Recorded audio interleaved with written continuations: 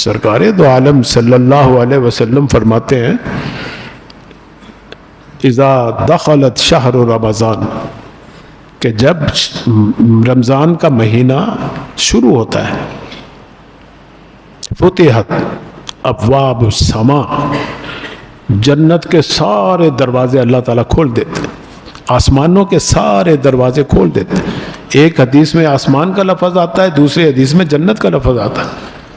فتحت ابواب السماء، فتحت ابواب الجنہ، کہ جنت کے جتنے دروازے ہیں سب میں کھول دیتا ہوں کہ کوئی مسلمان کسی دروازے سے بھی جنت میں جانا چاہے چلے جائے۔ اور صرف جنت کے دروازے نہیں کھولتے، فرمائے وہ غلقت ابواب جہنم، جہنم کے دروازے میں بند کر دیتا ہوں۔ کوئی جہنم میں جانا بھی چاہے تو دیکھے گا دروازہ بند ہے، پھر پیچھے ہٹ جائے گا، اس مہینے میں جہنم میں نہیں جا سکتا۔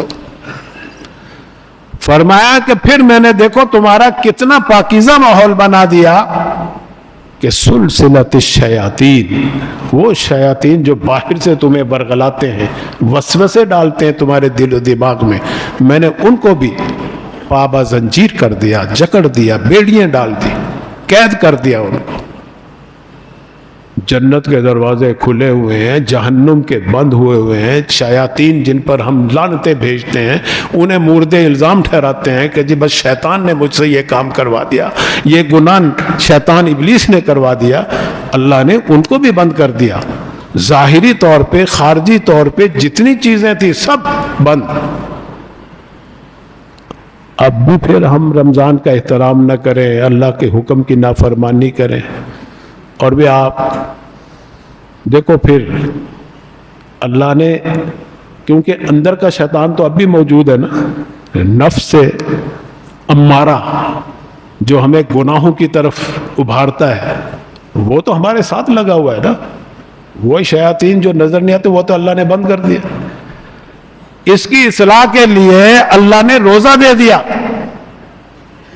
کہ دن پورا دن روزے میں گزرے، اور رات کو صلاۃ اللیل، قیام اللیل دے دی، تراویح کی نماز دے دی۔ پڑھتے رہو، 20 رکعتیں پڑھو، 40 پڑھو، 100 پڑھو، اجازت ہے۔ ساری رات حضور صلی اللہ علیہ وسلم قیام اللیل میں گزار دیتے تھے، ساری رات رمضان شریف کی۔ تو بھائی اللہ نے تو ہمارے اندر کا بھی انتظام کر دیا، باہر سے بھی انتظام کر دیا کہ یہ جہنم میں نہ جائے میرا بندہ۔ پھر بھی اگر ہم جہنم میں چلے جائیں تو یہ پھر ہمارا اپنا نصیب ہے، اپنی کوتاہی ہے، اپنی خطا ہے۔